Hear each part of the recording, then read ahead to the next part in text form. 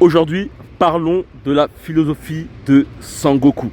C'est bizarre ce que je vais faire aujourd'hui, c'est de parler justement de motivation, de te motiver à travers un personnage de fiction qui est Sangoku, le guerrier Namek de la manga Dragon Ball Z. Et néanmoins, je trouve que c'est intéressant de mettre ce personnage en avant. Je vais pas te raconter toute l'histoire de ce personnage, tu vas certainement le connaître, mais je souhaite te donner 3 points qui sont très intéressants à implanter dans sa vie pour mieux casser ses barrières limitantes, ses limites et surtout sa peur de passer à l'action. Avant de commencer ce podcast, je veux te dire que dans la description, il y a un lien qui te permettra de télécharger un livre qui s'appelle Développe ton mental de guerrier. Le but de ce livre, c'est te permettre de devenir la meilleure version de toi-même, de casser tes limites, tes craintes et surtout ce putain d'ego qui peut t'empêcher de t'exprimer au mieux dans cette vie. Il y a un premier point qui est très intéressant et je pense que tu vas me confirmer que tu ressens peut-être cela dans ta vie, c'est le fait de sortir de ta zone de confort. C'est-à-dire que bien souvent, après c'est le problème qu'on peut avoir aussi, c'est bien souvent on veut atteindre un certain niveau dans nos vies, on veut atteindre certains objectifs dans nos vies et on peut croire que à la suite de tout ça, on n'aura plus aucun problème. C'est-à-dire que ça peut même être au niveau financier, au niveau d'un nouveau emploi ou autre. Et on peut avoir cette sensation toujours et toujours que lorsqu'on atteindra cette situation, eh ben, tout sera plus clair, il n'y aura plus aucun danger. Et lorsque tu regardes bien ce manga, tu t'aperçois que les problèmes que je te parle, où on a cette impression justement qu'il n'y en aura plus, on peut les voir comme des méchants globalement. Et tu te rends compte que bien souvent, Sangoku, lorsqu'il parvient à battre un adversaire qui a un niveau 1000 ou je sais pas quoi, eh ben il arrive toujours à retrouver un problème, un méchant qui a un niveau tout aussi important. C'est assez impressionnant de voir la capacité de l'auteur de ramener constamment de nouveaux oppositions à Sangoku, mais qui est globalement aussi assez similaire à nous et même vraiment que tu le ressens. Et certainement que si tu as déjà joué à des jeux vidéo, tu as certainement senti ce côté où plus tu passes de niveau et plus les opposants sont vivaces, rapides et dangereux. La chose qui est intéressante, c'est que dans les jeux vidéo, tu le ressens vraiment. Ça veut dire que tu sens que au niveau de ton joystick, tes mains sont de plus en plus dégourdies et que au fil du temps où tu appréhendes justement le niveau qui augmente, et ben tu commences à avoir des habitudes et ça ne te fait plus aussi mal de toucher la manette. Et donc c'est un point très intéressant de se mettre en avant que rechercher la situation qui nous amènera à ne plus avoir de problème et comme aller vers une carotte. Globalement, c'est vraiment cela qu'il faut se dire, mais je noterai un deuxième point qui est très intéressant, c'est que globalement, et ça c'est une chose qui est très redondante dans cette manga, c'est que face au défi, face à l'adversité, Sangoku est toujours heureux. En fait, ce personnage est heureux face à son plafond de verre. C'est-à-dire que lorsqu'il atteint son plafond de verre, lorsqu'il est bousculé, coincé et battu par un adversaire, et ben tu le vois sourire. Même à terre, il sourit. Le seul personnage qui a cette particularité d'aimer le défi, tu vois. Et quand on y pense bien dans nos vies, en fait, le meilleur moyen justement de s'améliorer, le meilleur moyen de grandir, c'est forcément d'avoir des obstacles. Quand tu vois un enfant qui souhaite passer à une nouvelle étape en marchant, tu le vois trébucher 10 000 fois et pour autant il n'est pas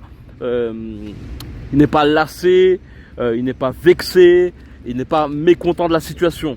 L'enfant voit que tout le monde marche et pour lui ça doit être inné et donc il ne baisse pas les bras comme nous on peut le faire justement lorsque on souhaite développer une activité entrepreneuriale, lorsque l'on souhaite, je sais pas, séduire en termes généraux.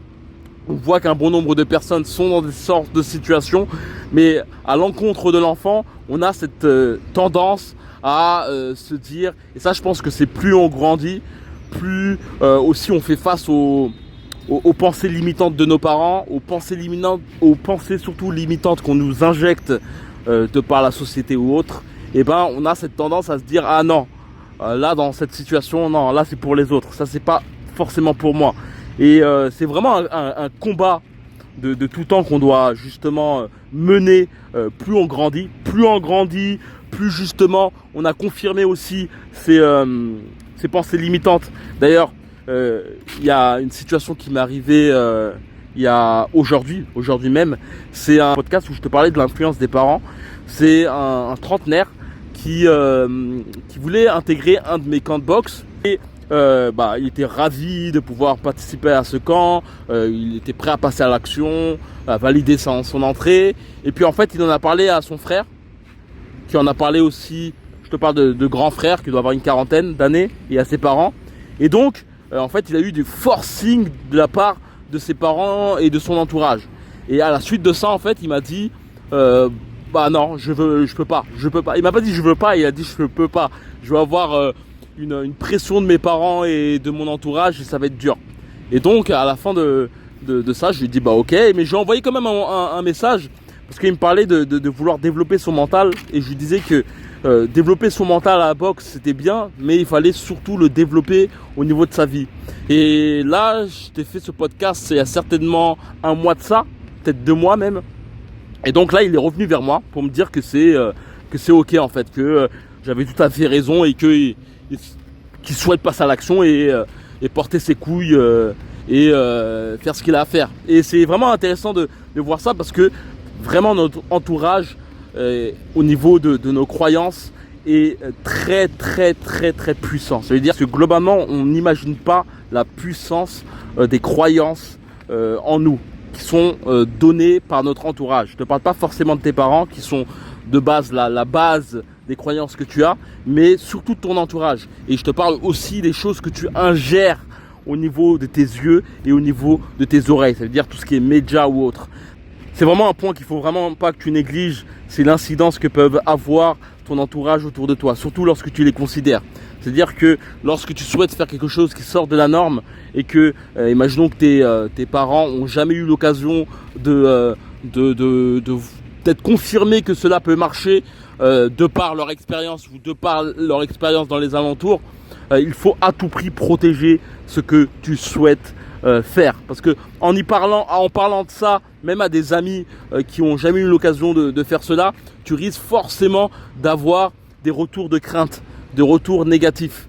Mais en fait, c'est pas forcément la faute des personnes que tu côtoies ou même de ta famille, c'est juste que pour eux, ils souhaitent te protéger, et que globalement, si c'est comme si un de mes potes me disait qu'il voulait monter l'Everest, c'est pas dans mon logiciel, donc globalement, après j'ai ce côté un peu entrepreneurial, donc je dis fais ce que tu as à faire. J'ai fait un combat à main nue, si tu veux faire l'Everest, fais-le, si c'est un kiff. J'aime les gens qui aiment les défis, mais je lui conseillerais de ne pas en parler à ses parents, car globalement il risquerait d'avoir forcément des petits pics négatifs. Et ces petits pics négatifs, après tout est relatif, c'est plutôt des retours de protection. Tes parents souhaitent te protéger, et ces petits retours de protection peuvent vraiment t'amener à douter, t'amener à ne plus avoir ce flot de pensée, surtout cette énergie que tu avais au début. Derniers points qui sont très intéressants au niveau de Sangoku. Le premier point, c'est son amour du combat, mais surtout, il joue le premier rôle de sa vie. Ça veut dire qu'il est complètement dans son flow. Il n'y a aucune concurrence pour lui, mis à part l'adversité qui est devant lui.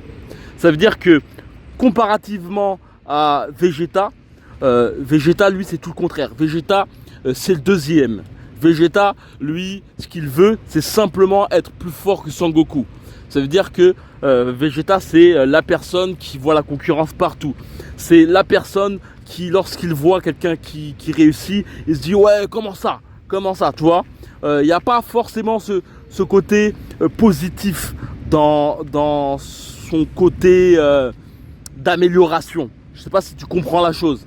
C'est vraiment intéressant de voir que aussi, ce qu'on peut voir, c'est que malgré l'amélioration que peut avoir Vegeta, il est toujours dans un ressentiment négatif. C'est-à-dire que je pense que c'est vraiment une chose primordiale lorsque tu veux faire un projet ou autre, c'est ne pas forcément vouloir faire des choses par rapport aux autres. Ça veut dire que lorsque tu fais quelque chose qui n'est pas centré par rapport à toi, lorsque tu n'es pas justement dans ton flow, toi, dans quelque chose qui te fait vibrer, sans pour autant parler d'argent ou autre, hein.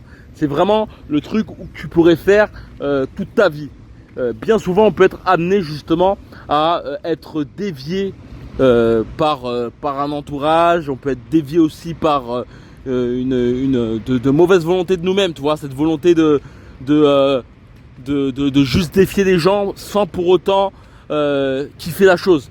Je sais pas, beaucoup de gens en fait font des boulots juste pour l'argent et simplement aussi pour montrer qu'ils ont réussi, mais au bout du compte en fait ils kiffent pas forcément ce qu'ils font, tu vois. On peut voir ça comme une attitude à la Vegeta. Pour moi, on parle souvent d'enfer et de paradis dans l'au-delà, mais on peut voir aussi que globalement le paradis et l'enfer est ici aussi, surtout au niveau de tes émotions. Si la majeure partie du temps tes émotions sont négatives, tes émotions sont brûlantes, et ben tu es dans une sorte d'enfer.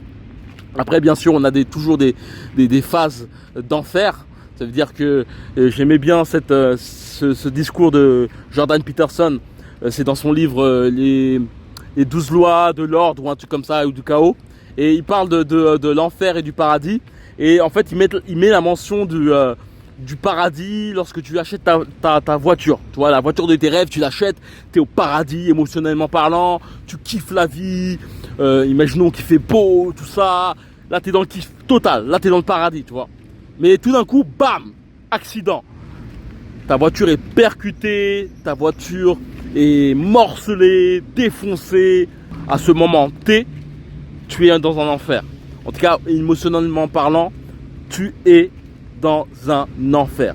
Et c'est vraiment intéressant parce que je vais finir sur le dernier point. C'est que Sangoku a cette capacité à se dire que ce moment T, ce moment d'enfer, eh ben c'est un putain de test de la vie. Et je te parlerai plutôt de tes projets en termes généraux. Lorsque tu as un projet, lorsque tu sens une certaine résistance, lorsque tu vois que tout l'enthousiasme que tu avais au début, eh ben ça commence à descendre. Eh ben il y a vraiment une pensée que tu peux avoir dans ce moment T, de se dire putain, là c'est un test, là la vie me teste. Et je t'assure que ça c'est vraiment une chose que je fais très très très souvent lorsque j'ai un petit souci ou même un gros, tu vois. C'est vraiment en tout cas une chose que j'essaye de prendre conscience le plus longuement possible et de me dire ah, là c'est un test. Là c'est un test. Est-ce que tu auras les couilles de continuer, Manu? Est-ce que tu auras les couilles? Tu vois? Et c'est, en tout cas, c'est ça que je voulais te partager aujourd'hui. Vraiment cette philosophie à la Sangoku. Dis-moi ce que tu en penses.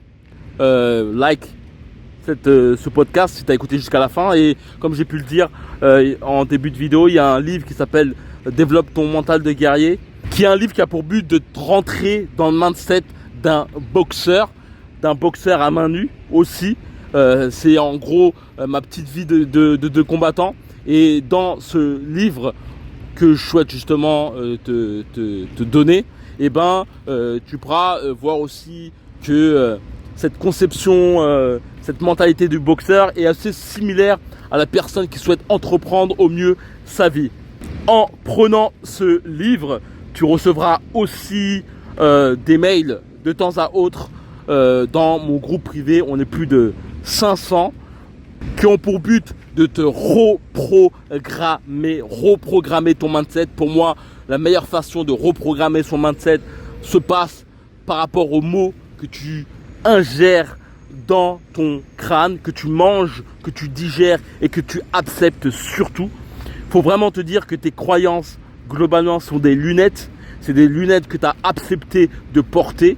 Si tu es pessimiste, et je ne vais pas partir dans le côté qu'il faut être optimiste comme un concon, tu vois, comme un mec qui aurait ingéré du LSD ou de l'ecstasy, mais voir que tu es un être aussi divin qu'un autre entrepreneur à succès ou qu'un chanteur célèbre ou que le président de la République.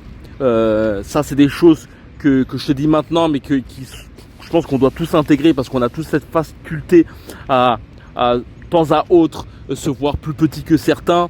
Et j'aime bien dire cette phrase, les personnes qui ont atteint un but ont accepté de l'atteindre et ont intégré en eux qu'ils devaient jouer ce rôle dans ce monde. Chacun joue son rôle, chacun doit choisir surtout son rôle et s'engager à l'être.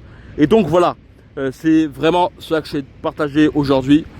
On se retrouve dans un prochain podcast et surtout si tu souhaites me rejoindre dans mon groupe privé et surtout télécharger mon livre, c'est dans la bio, il suffit simplement de cliquer. Et donc voilà, ciao ciao.